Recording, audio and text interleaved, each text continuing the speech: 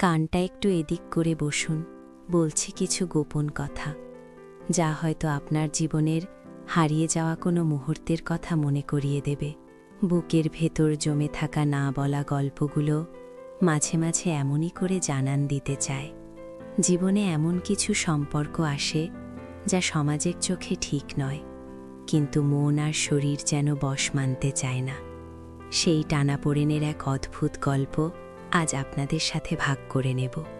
বিশ্বাস করুন, এই ঘটনাগুলো যখন ঘটে তখন শুধু মন বোঝে এর গভীরতা, এর তীব্রতা। বাইরের পৃথিবীর কোনো হিসেব তখন আর কাজে লাগে না। চোখ বন্ধ করে একবার ভাবুন তো, আপনার জীবনেও কি এমন কোনো অধ্যায় আছে যা শুধু আপনার নিজস্ব সম্পদ হয়ে রয়ে গেছে? আজ আমার এই গল্পটা শুনলে হয়তো নিজেকে অনেকটাই খুঁজে পাবেন এর মধ্যে। আজ আমি মিতালি, আমার বাড়ি বীরভূম জেলায়। জীবনের এমনই এক গোপন অধ্যায়ের কথা বলবো। এই বয়সেও শরীরের বাঁধনিটা ধরে রেখেছি বেশ। আজও একটা ঢিলেঢালা শাড়ি পরেও আমার ফিগারটা লোকের চোখে পড়ে, বিশেষ করে যখন ঘাড়ের কাছে শাড়ির আঁচলটা একটু সরে যায়। সেই সামান্য ফাঁকে উকি দেয় ভেতরের সব না বলা কথা, যা শুধু বোঝে একজন পুরুষ। আমার কথা শুনে যদি আপনারও বুকের ভেতরটা একটু ছ্যাদ করে ওঠে, তাহলে বুঝবেন কিছু গল্প শুধু কানে শুনতে হয় না, অনুভব করতে হয়। সাবস্ক্রাইব করে আমার পাশে থাকুন, এমন আরও অনেক গোপন কথা আমি আপনাদের সঙ্গে ভাগ করে নেব। সুমন আর আমার যখন বিয়ে হলো তখন আমার বয়স 21। সুমনের পরিবারের সবাই খুব ভালো, মা বাবা, দিদি জামাইবাবু, আর ছিল ওর ছোট ভাই অর্ণব। অর্ণব তখন সবে কলেজে ঢুকছে, বেশ হাসি খুশি আর ফুরফুরে একটা ছেলে। আমার বিয়ের কয়েক মাস পর থেকেই সুমন কাজের সূত্রে প্রায়ই বাইরে বাইরে থাকত। ওর ব্যবসাটা এমন যে মাসের অর্ধেক সময়ই ওকে অন্য শহরে কাটাতে হতো। প্রথম প্রথম খুব খারাপ লাগত, একা একা দিন কাটানো আমার অভ্যেস ছিল না। একটা নতুন বাড়িতে, নতুন পরিবেশে নিজেকে মানিয়ে নিতে কষ্ট হচ্ছিল। মা বাবা, দিদি সবাই ছিল, কিন্তু একটা অচেনা শূন্যতা যেন আমাকে ঘিরে ধরত। ঠিক সেই সময়টাতেই অর্ণব আমার জীবনে এক অন্যরকম জায়গা করে নিতে শুরু করল। ওকে প্রথম দিকে আমি ছোট ভাইয়ের চোখেই দেখতাম, যেমনটি হওয়ার কথা। পড়াশোনা নিয়ে সাহায্য করা, ওর পছন্দের খাবার রান্না করা, এইটুকুই। কিন্তু ধীরে ধীরে সবকিছু পাল্টাতে শুরু করল। অর্ণব খুব ভালো গান গাইত, অবসর সময়ে গিটার নিয়ে বসে যেত। ওর গানের গলা ছিল মায়াবী, সুরের প্রতিটি তারে যেন মন ছুঁয়ে যেত। আমার যখন মন খারাপ থাকত, ও এসে আমার পাশে বসত, গল্প করত, গান শোনাত। সুমনের অনুপস্থিতিটা অর্ণবের সঙ্গ অনেকটাই ভুলিয়ে দিত। ও আমার ছোট ছোট মন খারাপগুলোকেও খুব গুরুত্ব দিত, যা সুমন হয়তো খেয়ালই করত না। সুমনের কাছে হয়তো আমার মন খারাপের কারণগুলো খুব তুচ্ছ মনে হতো, কিন্তু অর্ণব সব শুনত মন দিয়ে। একটা নির্ভরতা তৈরি হচ্ছিল ভেতরে ভেতরে, যা আমি তখন বুঝতেই পারিনি। একদিন রান্নাঘরে আমি আর অর্ণব। সেদিন সুমনের আসার কথা ছিল, কিন্তু শেষ মুহূর্তে কাজ পড়ে যাওয়ায় ওকে আরও 2 দিন বাইরে থাকতে হলো।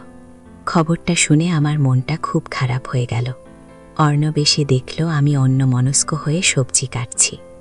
আমার হাত থেকে হঠাৎ চাকুটা ফসকে যেতেই ও দ্রুত হাতটা ধরে ফেলল। ওর হাতের উষ্ণ স্পর্শে আমার সারা শরীরে যেন বিদ্যুৎ খেলে গেল। এক মুহূর্তের জন্য আমরা দুজনেই স্থির হয়ে গেলাম। চোখাচোখি হতেই একটা অচেনা অনুভূতি আমাকে গ্রাস করল। ওর চোখে আমি সেই মুহূর্তে যা দেখেছিলাম তা শুধু একটা ছোট ভাইয়ের স্নেহ ছিল না, তার চেয়েও গভীর, তার চেয়েও অন্যরকম কিছু একটা ছিল, যা আমাকে দ্বিধায় ফেলে দিল। আমি তাড়াতাড়ি হাতটা সরিয়ে নিলাম, কিন্তু সেই স্পর্শের রেশ বহুক্ষণ রয়ে গেল। সেই দিন প্রথম আমি একটা নিষিদ্ধ অনুভূতির মুখোমুখি হলাম। এরপর থেকে অর্ণব আমার প্রতি আরও বেশি যত্নশীল হতে লাগল।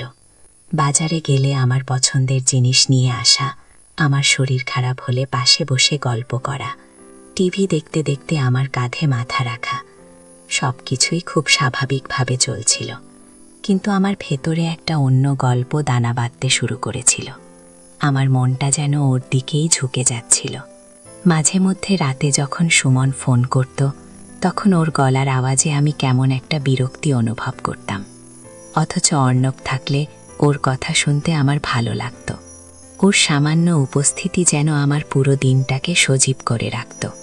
এই অনুভূতিগুলো নিয়ে আমি নিজের সঙ্গেই যুদ্ধ করতাম, নিজেকে বোঝাতাম এটা ভুল, এটা অন্যায়। অর্ণব তো আমার দেবরের মতো, কিন্তু মন কি আর যুক্তি মানে? একদিন সন্ধ্যায় বাড়ির সবাই প্রতিবেশীর বাড়িতে নেমন্ত্রণ খেতে গিয়েছিল। আমি সেদিন শরীর খারাপের অজুহাত দিয়ে যাইনি। অর্ণবও পড়াশোনার অজুহাতে বাড়িতেই রয়ে গিয়েছিল। বাড়িতে শুধু আমরা দুজন। পরিবেশটা কেমন থমথমে আর চাপা উত্তেজনায় ভরা ছিল। আমি বারান্দায় দাঁড়িয়েছিলাম। হঠাৎ অর্ণব এসে আমার কাছে দাঁড়ালো। ওর গায়ে একটা হালকা সবুজ টি শার্ট ছিল, যেটা ওর গায়ের রংটাকে আরও উজ্জ্বল করে তুলেছিল। ওর চুলগুলো কপালের ওপর এসে পড়েছে। ভেতরের অস্বস্তিটা আমি ওর চোখে স্পষ্ট দেখতে পাচ্ছিলাম। ও কোনো কথা না বলেই আমার দিকে তাকিয়েছিল, আমিও ওর দিকে তাকিয়েছিলাম। মনে হচ্ছিল হাজারো অব্যক্ত কথা চোখের ভাষায় বিনিময় হচ্ছে। নীরবতাটাই যেন সবচেয়ে বেশি জোরালো হয়ে উঠেছিল। হঠাৎ করেই অর্ণব আমার হাতটা ধরে ফেলল। এবার আর হাতটা ফসকে যায়নি, ও খুব নিবিড়ভাবে ধরেছিল। আমার হাতটা ওর হাতের মুঠোয় হারিয়ে গেল। আমি হাত ছাড়ানোর চেষ্টা করলাম না, যেন আমি চেয়েছিলাম ওর স্পর্শ। ওর চোখ দুটো তখন আমার ঠোঁটের দিকে নেমে এলো, তারপর আবার আমার চোখের দিকে। আমার সারা শরীরে কাঁপুনি শুরু হলো। মনে হচ্ছিল আমি যেন ওর হাতের মুঠোয় বাধা পড়ে গেছি। ও আমার আরও কাছে চলে এলো, এতটাই কাছে যে ওর নিঃশ্বাস আমার মুখে এসে পড়ছিল। আমি চোখ বন্ধ করে ফেললাম।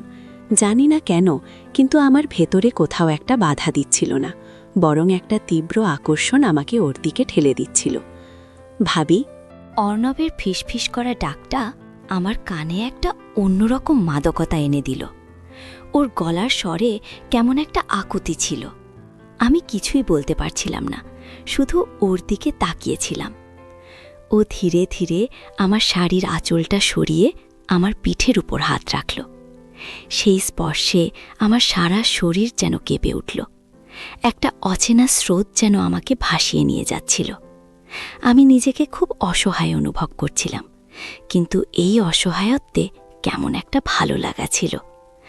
ও আমার কানের কাছে মুখ এনে ফিসফিস করে বলল, আমি তোমাকে ছাড়া থাকতে পারি না ভাবি।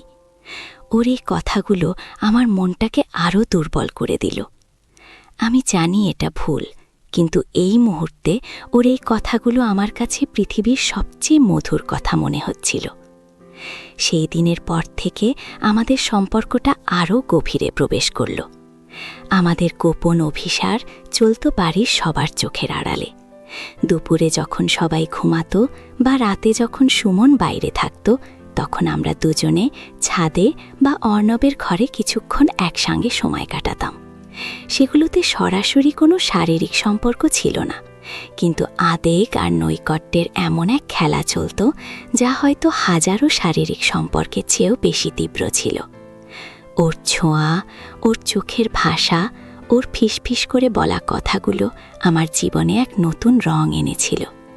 আমার মনটা যেন আবার নতুন করে বাঁচতে শিখেছিল। অর্ণব আমার প্রতিটি দুর্বলতা জানত এবং খুব সূক্ষ্মভাবে সেই দুর্বলতার সুযোগ নিত। যখনই আমি পিছিয়ে আসতে চাইতাম, ও এমনভাবে কথা বলতো যেন আমি ওর জীবনে কতটা জরুরি, ওকে ছাড়া ও বাঁচতে পারবে না। এই ধরনের আবেগপ্রবণ কথাগুলো আমাকে একরকম মানসিক ব্ল্যাকমেইল করত। আমি ওর প্রতি মায়া আর ভালোবাসার এক গোলকধাঁধায় আটকা পড়ে গিয়েছিলাম। আমার মনে হতো আমি যদি ওর থেকে দূরে সরে যাই, তাহলে ও হয়তো মানসিকভাবে খুব ভেঙে পড়বে। আমার ভেতরে অপরাধ বোধ আর ওর প্রতি টান, এই দুয়ের এক মিশ্রিত অনুভূতি আমাকে প্রতিনিয়ত যন্ত্রণা দিত। আমি জানতাম এটা একটা চোরাবালি, কিন্তু এর থেকে বেরিয়ে আসার সাহস আমার ছিল না। সুমন যখন বাড়িতে আসত, তখন আমার ভেতরে একটা অদ্ভুত অস্বস্তি কাজ করত। সুমনের চোখে চোখ রেখে কথা বলতে পারতাম না, নিজেকে অপরাধী মনে হতো। কিন্তু আবার যখন সুমন চলে যেত, তখন অর্ণবের সঙ্গে কাটানো মুহূর্তগুলো আমাকে আবার সেই অস্বস্তির থেকে মুক্তি দিত। এটা একটা চক্রের মতো চলছিল। আমি জানতাম এই সম্পর্কটা একদিন না একদিন ধরা পড়বে। সমাজের চোখে এর কোনো জায়গা নেই, আমার পুরো পরিবারকে ধুলোয় মিশে যাবে। কিন্তু আমি যেন এক ঘোরের মধ্যে ছিলাম।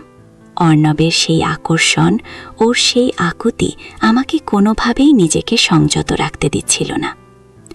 একদিন বিকেলে আমার শাশুড়ি মা আর ননদ বাইরে যাওয়ার পর আমি আর অর্ণব ছাদের ঘরে গল্প করছিলাম।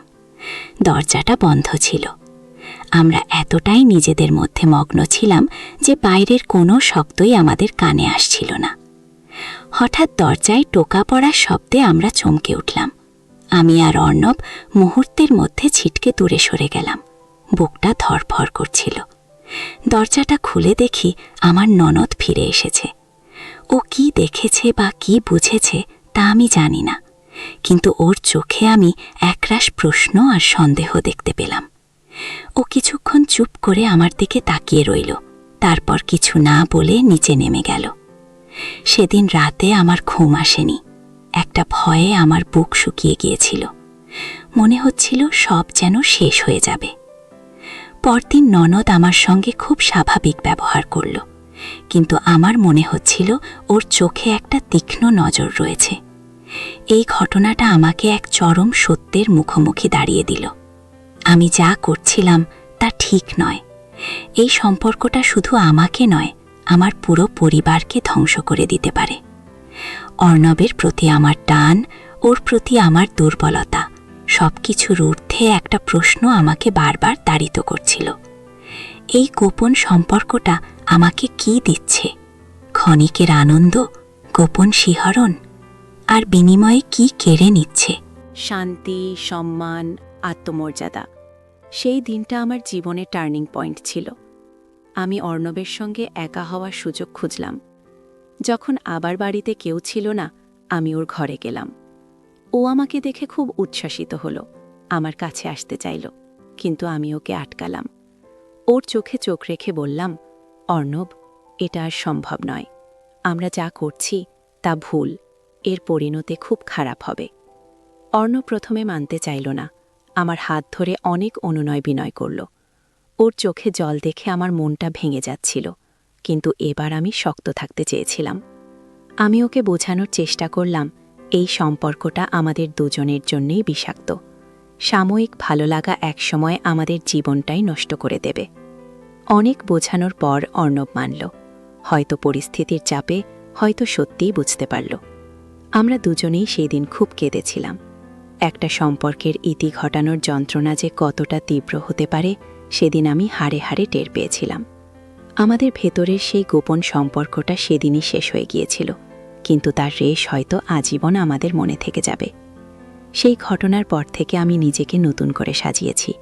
সুমন এখন আর অতটা বাইরে থাকে না, আমিও এখন ওর সঙ্গে সময় কাটাতে চেষ্টা করি। অর্ণব এখন অন্য শহরে পড়াশোনা করতে চলে গেছে। মাঝে মাঝে ওর কথা মনে পড়ে, কিন্তু এখন আর সেই পুরনো টানটা অনুভব করি না। আমি শিখেছি, জীবনের কিছু প্রলোভন সাময়িকভাবে খুব আকর্ষণীয় মনে হলেও দীর্ঘমেয়াদে তা শুধু ধ্বংসই নিয়ে আসে। ভালোবাসার নামে তৈরি হওয়া সম্পর্কগুলো যদি সমাজের নীতি নৈতিকতার সীমানা পেরিয়ে যায়, তাহলে তার পরিণতি কখনোই ভালো হয় না। মনের চাহিদা আর বিবেকের দ্বন্দ্বের মাঝে বিবেককেই জয়ী করতে হয়। জীবনের পথে চলতে গিয়ে এমন প্রলোভন আসতেই পারে, কিন্তু সেগুলোকে চিহ্নিত করে সঠিক পথ বেছে নেওয়াই হলো আসল বুদ্ধিমত্তা। হয়তো এই পথ বেছে নিতে অনেক কষ্ট হয়, কিন্তু সেই কষ্টই পরবর্তীতে শান্তির কারণ হয়ে দাঁড়ায়।